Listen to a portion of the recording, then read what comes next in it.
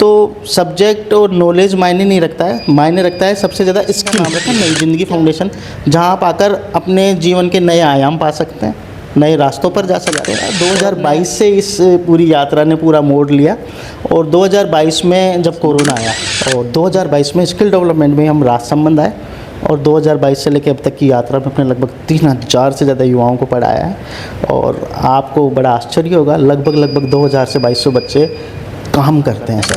मुख्यतः हमारी सारे कोर्सेज निःशुल्क होते हैं, जिसमें आपको आवासीय सुविधाएं फ्री होती हैं, है ना, आपको खाने की सुविधाएं फ्री होती हैं। और आज वो लड़के हयात, रेडिशन ब्लू, है ना, ताज ग्रुप ऐसी जगह पे काम कर रहे हैं। क्या प्रक्रिया है आपके यहाँ एडमिशन लेने की? पढ़ाई के बाद हर युवा के जीवन में नौकरी, रोजगार, बिजनेस को लेकर ख्याल आते हैं, बातें होती हैं, प्रयास होते हैं, लेकिन सफल नहीं हो पाते हैं। ऐसी कई कहानियाँ हर युवा के जहन में हैं, कई लोगों के जुबां पर भी हैं, कई जगह प्रत्यक्ष तौर पर गवाह भी हैं। लेकिन हम उन्हीं कहानियों को आप तक इसलिए पहुंचाते हैं अलग अलग सिलसिलेवार, चाहे सक्सेस बिजनेसमैन हो या सक्सेस वुमेन हो, उनकी किस तरह से कैरियर की कहानी रहती है, वो अन्य लोगों को, अन्य युवाओं को, छात्रों को भी प्रेरित और प्रोत्साहित करती हैं। उसी के तहत आज हमारे साथ में एक ऐसी शख्सियत हैं जिनका कैरियर भी अन्य युवाओं के लिए प्रेरणास्पद हो सकता है। अभी हमारे साथ में मुख्य रूप से जयपुर के निवासी लेकिन अब राजसमंद के रहवासी हो गए हैं और अभी हमारे साथ में हैं प्रशांत जी। सबसे पहले तो बहुत बहुत स्वागत है आपका। नमस्कार और बहुत बहुत धन्यवाद कि आपने इतना कुछ कहा। युवाओं के जो संघर्ष की कहानी होती हैं, पढ़ाई के बाद कई तरह के विचार आते हैं और ज़्यादातर ये देखता है भले शहर हो या गांव, सब जगह 12वीं पढ़ते हैं, 11वीं पढ़ते हैं, सब्जेक्ट भी अपने सहपाठी के देखा देखी ले लेते हैं, फिर वो मतलब देखा देखी ही चलते हैं। भेड़ चाल जो स्थिति है उसको लेकर आप कैसे देखते हैं, थोड़ा सा वो आप बताएं। देखिए, मैं खुद भी गांव का ही हूँ और अगर अपन युवाओं के सब्जेक्ट और इनकी बात करें तो गांव में एक रीति रिवाज, आप परिपाटी कह सकते हैं कि जो सब्जेक्ट मेरे पास है वही सब्जेक्ट मेरे दोस्त के पास भी होगा। तो सब्जेक्ट और नॉलेज मायने नहीं रखता है, मायने रखता है सबसे ज़्यादा स्किल। क्या आपका हुनर किस क्षेत्र में है। अगर मैंने 12वीं साइंस से करी है और मैं बहुत अच्छा सेल्समैन हूँ तो मुझे ज़्यादा MBBS और उस साइड में ना जाकर मुझे सेल्स सेक्टर में जाना चाहिए। तो मेरा तो आप कह सकते हैं क्या यही है, क्या आपके स्किल डेवलपमेंट, मतलब आप स्किल को अच्छे से डेवलप करें, वो बहुत बेहतर हो। तो वो मार्गदर्शन का काम ही मैं कहूँगा क्या हमारा संस्थान करता है। नई जिंदगी जो फाउंडेशन आपने एक इस्टेब्लिशमेंट किया है, जो संस्था, उसका उद्देश्य, इसका मेन उद्देश्य यही है। हमने इसका नाम भी नई ज़िंदगी इसीलिए रखा है। क्या एग्जैक्ट होता क्या है, क्या 12वीं के बाद युवा क्या करेगा, किस सेक्टर में जाएगा, तो हम उसे सजेस्ट करते हैं क्या उसका कैरियर पाथ क्या होगा, किस तरीके से वो कर सकता है और कहाँ पे वो जॉब करेगा, किस तरीके से जॉब करेगा, क्या क्या चैलेंजेस रहेंगे। तो 12वीं में हम एक स्टूडेंट होते हैं और 12वीं के बाद में हमें कमाने के बहुत सारे सोर्सेज की आवश्यकता होती है। इसलिए हमने इस फाउंडेशन का नाम रखा नई ज़िंदगी फाउंडेशन, जहाँ आप आकर अपने जीवन के नए आयाम पा सकते हैं, नए रास्तों पर जा सकते हैं और अपने आर्थिक स्तर को मजबूत कर सकते हैं। यही आपका थोड़ा सा व्यक्तिगत इंट्रोडक्शन आप दीजिए। आपकी पढ़ाई कहाँ से हुई, आपका जन्म कहाँ हुआ और थोड़ा सा जी, मैं जयपुर शहर का रहने वाला हूँ और जयपुर, और मेरे पापा की पोस्टिंग भी जयपुर ही रही है। तो हमने लगभग जयपुर और कोटपुतली करके एक लोकेशन है जहाँ से हमने मेरा बेसिक एजुकेशन और सारी चीज़ें की। उसके बाद में मैंने BTech किया बेंगलोर IST कॉलेज से और 2018 में मैं उदयपुर आया। उदयपुर में स्किल डेवलपमेंट सेक्टर में ही मैं काम करता था, जहाँ से मुझे स्किल में क्या होता है, कैसे होता है, बच्चों के लिए क्या क्या रास्ते निकाले जा सकते हैं। उससे पहले मुझे भी ये लगता था कि आप BA कर लो, BSc कर लो, BCom कर लो, आप MBA कर लो और इन सेक्टर में जा सकते हैं। तभी समझ में आया कि आप किसी भी स्ट्रीम से अगर 12वीं पास हैं या 10वीं पास हैं और अगर आप कोई अच्छी स्किल जानते हैं तो उस स्किल में आपको ज़्यादा अच्छे से सीख के बहुत अच्छा काम कर सकते हैं और बहुत अच्छा पैकेज मिल सकता है। और ये तो रही मेरी यहाँ तक की यात्रा। 2022 से इस पूरी यात्रा ने पूरा मोड़ लिया और 2022 में जब कोरोना आया, ये मेरे जीवन के, आप ये कह सकते हैं मेरे लिए क्या पूरे भारतवर्ष के लिए एक बड़ा संघर्ष का समय था। और इस संघर्ष में बहुत सारे लोगों की तरह मैंने भी अपना रोज़गार खोया, मतलब जॉब खोई, क्योंकि मैं भी जॉब ही करता था। 2022 के बाद में जब कोरोना जा चुका था, लगभग सब समाप्त हो गया था, तो लोग रोज़गार की तलाश में थे। मैं एक अच्छे खासे पैकेज पे काम करता था और मुझे उसी सम्मान की तरह की और उसी वेतन की नौकरी नहीं मिल पाई। तो मेरे जहन में एक सवाल आया, क्या मैं इतना पढ़ा लिखा व्यक्ति और एक अच्छा जीवन यापन नहीं कर सकता? तो जो आम व्यक्ति है, जो अभी के युवा होंगे, उनके साथ ये चैलेंजेस मेरे से भी बड़ा टिपिकल होगा। तो हमने सोचा कि स्किल डेवलपमेंट में मैंने बहुत सारी ट्रेनिंग्स करवाई थी, बहुत सारे लोगों को जानता था, तो हमने सोचा खुद का ही कुछ करते हैं। और 2022 में संयोगवश, और आप कहते हैं जब आपकी कोई इच्छाएं होती हैं तो प्रभु भी आपको कुछ ना कुछ दे ही देते हैं। 2022 में मेरे पास एक प्रपोजल आता है किसी कंपनी का कि हमें काम करना है राजसमंद में, और 2022 में स्किल डेवलपमेंट में हम राजसमंद आए और 2022 से लेकर अब तक की यात्रा में अपने लगभग 3000 से ज़्यादा युवाओं को पढ़ाया है। और आपको बड़ा आश्चर्य होगा, लगभग 2000 से 2200 बच्चे काम करते हैं सर, है ना।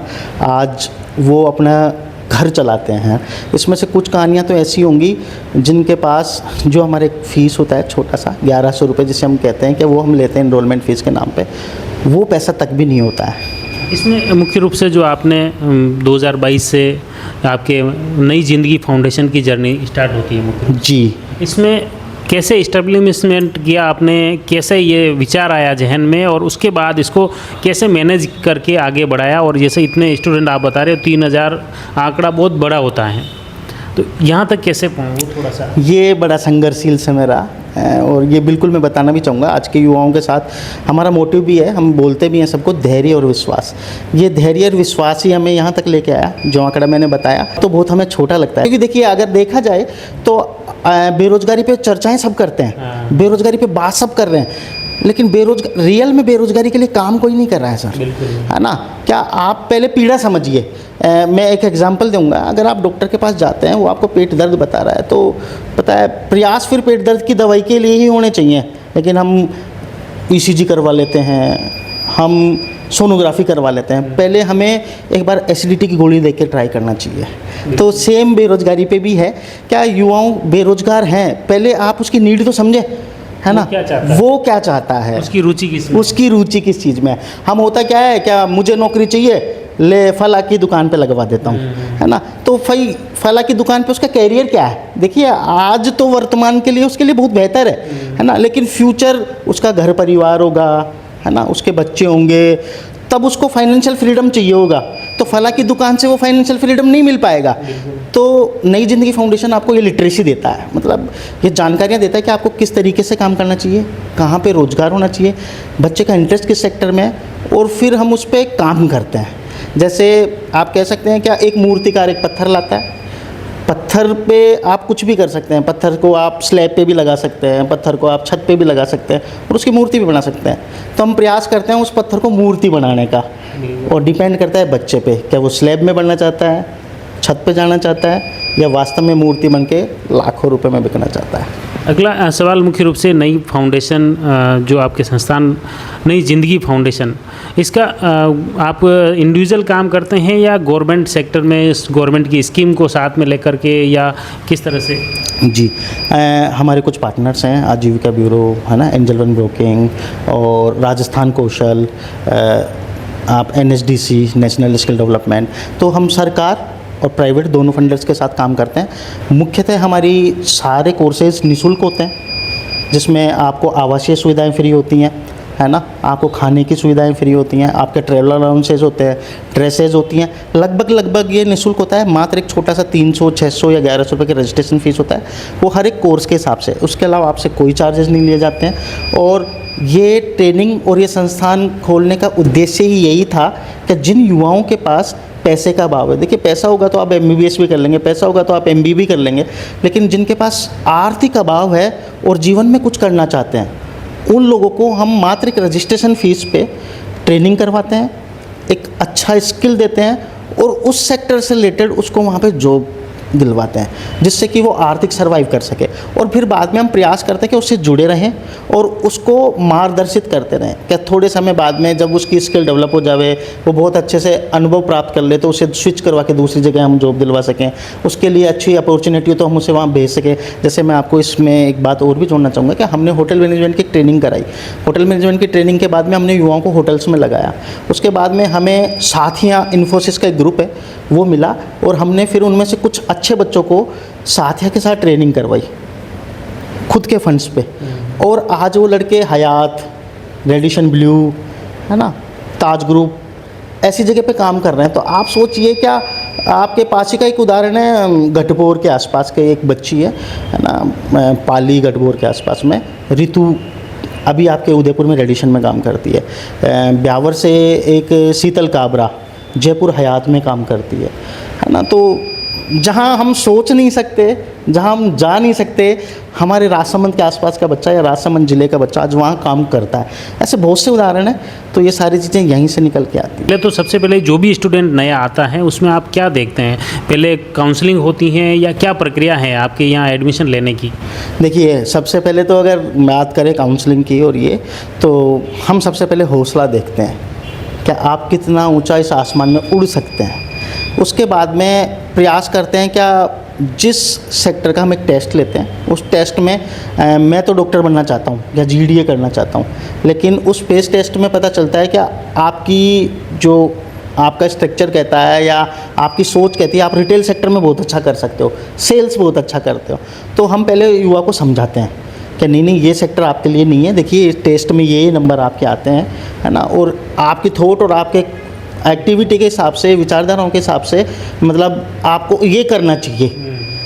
अगर वो मानता है तो हम उसी सेक्टर में ट्रेनिंग कराते हैं और फिर लेके जाते हैं। तो प्री टेस्ट अनिवार्य है जिसका कोई चार्जेस नहीं होता, वो फ्री ऑफ कॉस्ट होता है प्री टेस्ट देने के बाद में ही। तो प्री टेस्ट हम सभी का ही लेते हैं। उसके बाद क्या क्या ऑप्शन मुख्य रूप से आपकी ट्रेनिंग्स में अगर बात करें तो हम फॉर्मल सेक्टर में रिटेल सेल्स की ट्रेनिंग कराते हैं, कस्टमर केयर एग्जीक्यूटिव की ट्रेनिंग कराते हैं, बैंकिंग और फाइनेंस की ट्रेनिंग कराते हैं, जनरल ड्यूटी असिस्टेंट आप कह सकते हैं, नर्सिंग सहायक की ट्रेनिंग कराते हैं।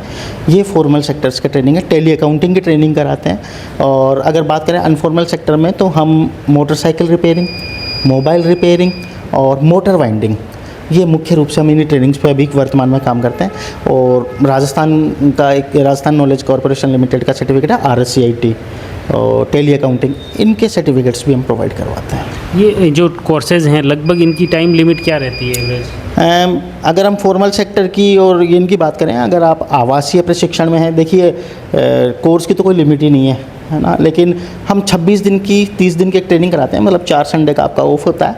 26 दिन की एक स्किल ट्रेनिंग कराते हैं जिसमें आप कह सकते हैं क्रैश कोर्स, मतलब आप में क्या क्या कमियाँ हैं हम उनको रिपेयर करते हैं और मार्केट में लॉन्च कर देते हैं। और फिर देखिए आपको मार्केट के थपेड़े और संघर्ष ही ये अनुभव देंगे, है ना। कोई किताब आपको सिर्फ ज्ञान दे सकती है, अनुभव नहीं दे सकती। तो हम ये मानते हैं कि ज्ञान आपके पास ऑलरेडी है, हम आपको थोड़ा सा रिपेयर अनुभव देंगे और मार्केट में ले आएंगे, और समय के साथ फिर हम आपको अपग्रेड के लिए कोर्सेज करवाते रहते हैं। मतलब सबसे बड़ी चीज़ आपकी ये लगी कि आप सिर्फ उसको ट्रेनिंग ही नहीं देते हैं, उसके बाद भी उस स्टूडेंट से लगातार जुड़ाव आपका बना रहता है जब तक वो पूरा इस्टेब्लिश नहीं हो जाता। ये बहुत अनिवार्य है। देखिए मैंने आपको शुरू में जैसे कहा, बेरोज़गारी पे बात सब करते हैं, काम सब करते हैं, है ना, लेकिन रिजल्ट्स नहीं आते। ये जुड़ाव अगर आपका बच्चे के साथ नहीं होगा, युवा के साथ नहीं होगा, तो वो मार्केट में सस्टेन ही नहीं कर पाएगा। देखिए मार्केट में आप भी रहते हैं, मार्केट में हम भी रहते हैं, इतना संघर्ष है, इतना कंपटीशन है कि मैं 10,000 में जॉब कर रहा हूँ तो कल 8,000 में दूसरा एम्प्लॉय मिल जाएगा तो आपको हटा दिया जाएगा। तो हम दोनों पक्ष की पैरवी करते हैं, उस युवा की भी और HR की भी। HR किस लिए कि HR के पास भी चैलेंजेज होता है, उस पर भी प्रेशर होता है, कंपनी की पॉलिसीज होती हैं। युवा की इसलिए कि युवा को हम समझाते बेटा ये चीज़ें तो फेस होंगी। अगर आप सब्जी लेने जाएंगे तो कभी सब्जी आपको पता चलता है, कई बार आपने भी सब्जी खरीदी होगी, 20 रुपये किलो में आपने टमाटर खरीद लिया और आगे पता चला 10 रुपये किलो ही मिल रहा है। तो ये चैलेंजेस सभी के साथ है। तो युवा के साथ ये चैलेंज रहता है क्या मैं आज यहाँ पे कम पैसा मिल रहा है, वहाँ पे ज़्यादा पैसा मिल रहा है, लेकिन हमें उसको धैर्य सिखाते हैं, जो हमने ट्रेनिंग में भी बोला है, विश्वास और धैर्य। धैर्य इसलिए कि जहाँ जिस प्लेटफॉर्म पे वो काम कर रहे हैं वहाँ से वो एक वर्क एक्सपीरियंस लेके आएगा, फिर वो स्विच करके जाए। तो हम लगभग 2 से 3 साल तक एक युवा से जुड़े रहते हैं, जिससे कि वो एक अच्छे पैकेज पे जब तक नहीं चला जाता। इसी वजह से लग रहा है कि आपने 3,000 में से आपने जो बताया 2000 से प्लस अभी भी जॉब या बिजनेस में? हाँ, वो लोग अब सबसे हंसी की बात यह है कि अब हमें उनको सजेशन देना ही नहीं होता। अब तो वो खुद ही स्विच कर लेते हैं, फिर हमें फ़ोन करके बताते हैं। मैं तो सोच रहा था कि वो अर्बन मॉल में काम कर रहा होगा, तो मैं अर्बन मॉल जब जाता हूँ तो फ़ोन करता हूँ कहाँ है या ये काम है, और वो मुझे मिलता है सर मैं आजकल जयपुर शिफ्ट हो गया, है ना, तो क्या कर रहा है बेटे, जॉब छोड़ दिया? नहीं सर, अब मेरे को यहाँ 22,000 का सैलरी पैकेज है।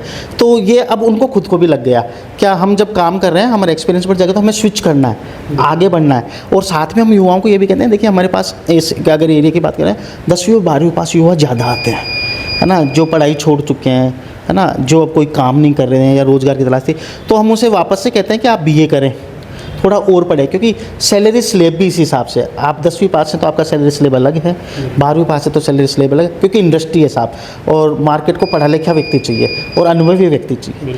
तो ये सारी चीज़ें अगर आप जुड़े नहीं रहेंगे तो ये सारी चीज़ें आप उसमें नहीं डाल पाएंगे। अगला सवाल मुख्य रूप से किस तरह के स्टूडेंट, छात्र, युवा आपसे संपर्क करें अगर इस तरह की सिचुएशन में जो भी हैं, पढ़ाई कर रहा है 10वीं 12वीं के बाद अगर पढ़ रहा है वो भी आ सकता है क्या, या बीए के बाद? नहीं, 10वीं के बाद कोई भी आ सकता है। प्रयास करें कि 18 साल से ज़्यादा उम्र का हो। ये ट्रेनिंग प्रशिक्षण है, आप इसे स्कूल नहीं कह सकते, कॉलेज नहीं कह सकते, प्रशिक्षण केंद्र है।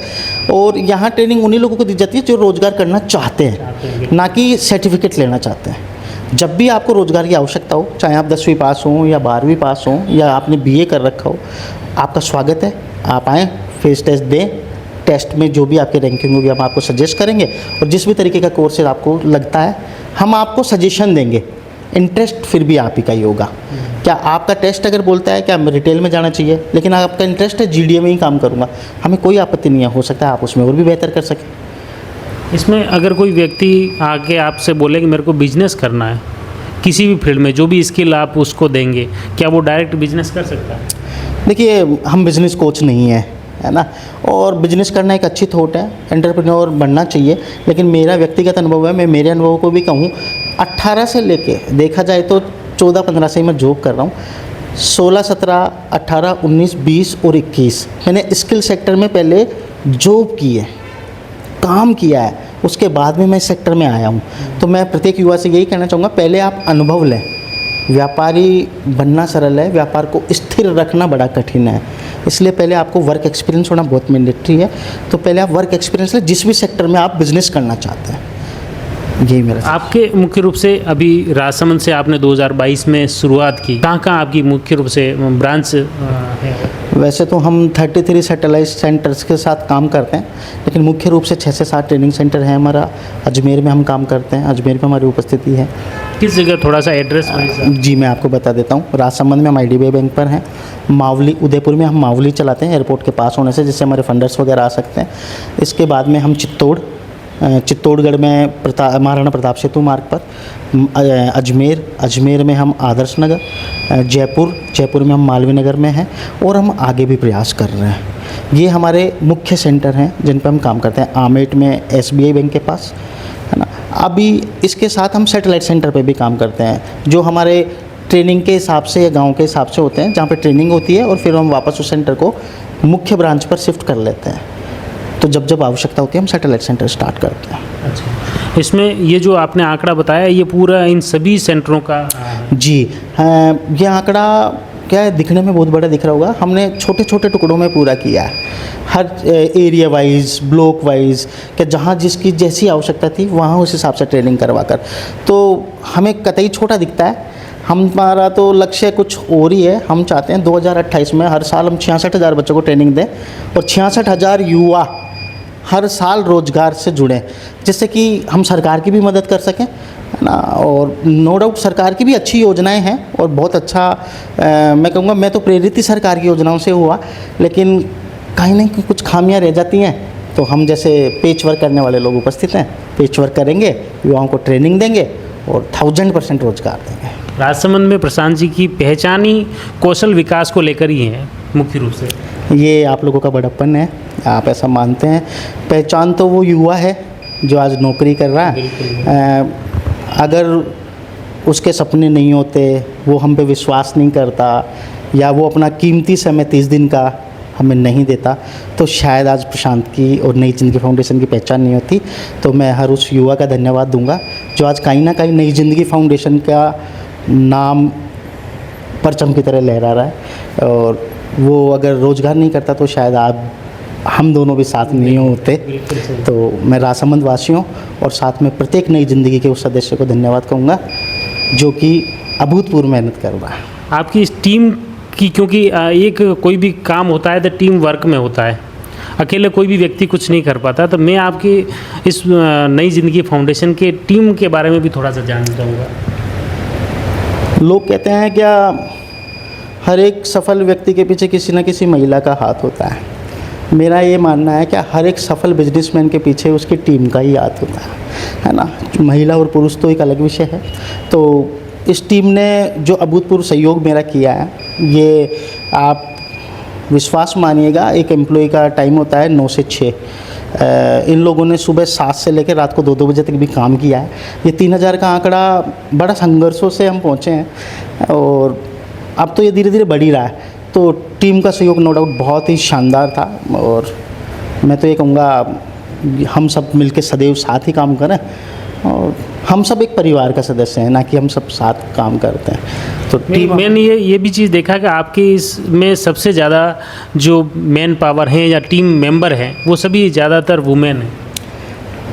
हाँ, ये भी आप कह सकते हैं। ये मैं भी कई बार सोचता हूँ आसपास के ज़िलों में, और हम जहाँ भी देखते हैं हम गर्ल्स ट्रेनिंग पे ज़्यादा फोकस करते हैं। महिला सशक्तिकरण हमारा मूल दायित्व है। मैं आपको एक चीज़ और भी बताऊँगा, जो हमारे बोर्ड के सेक्रेटरीज़ हैं दोनों ही सेक्रेटरी महिला हैं। अच्छा। है ना। तो उनका महिला ट्रेनिंग के लिए ज़्यादा उनका उत्साह बना रहता है, और वो चाहते हैं कि महिला सशक्तिकरण हो, ज़्यादा से ज़्यादा महिलाएं अपने पाँव पे खड़ी हों, जिससे कि बहुत सारे जो शोषण उनके हो रहे हैं, चाहे आप आर्थिक शोषण कहें चाहे और कोई बात कहें, वो उन चीज़ों से बचे रहें और आर्थिक सबल बने। क्योंकि हर चीज़ का अगर आप पीछे भास्ट उठा के देखते हैं तो कहीं ना कहीं आर्थिक सबलता बहुत आवश्यक है। तो महिला ट्रेनिंग पर हमारा ज़्यादा फोकस होता है। बहुत बहुत धन्यवाद प्रशांत जी। मुख्य रूप से आपने देखा प्रशांत जी की जीवन संघर्ष की कहानी भी सुनी, और नई ज़िंदगी फाउंडेशन को भी आपने समझा, किस तरह से नए युवाओं को अपने रोज़गार के लिए, स्वरोज़गार के लिए उन्हें तराशा जा रहा है, किस तरह से उन्हें गढ़ा जा रहा है अपने कैरियर को बेहतर बनाने के लिए, अपने जीवन को बेहतर बनाने के लिए।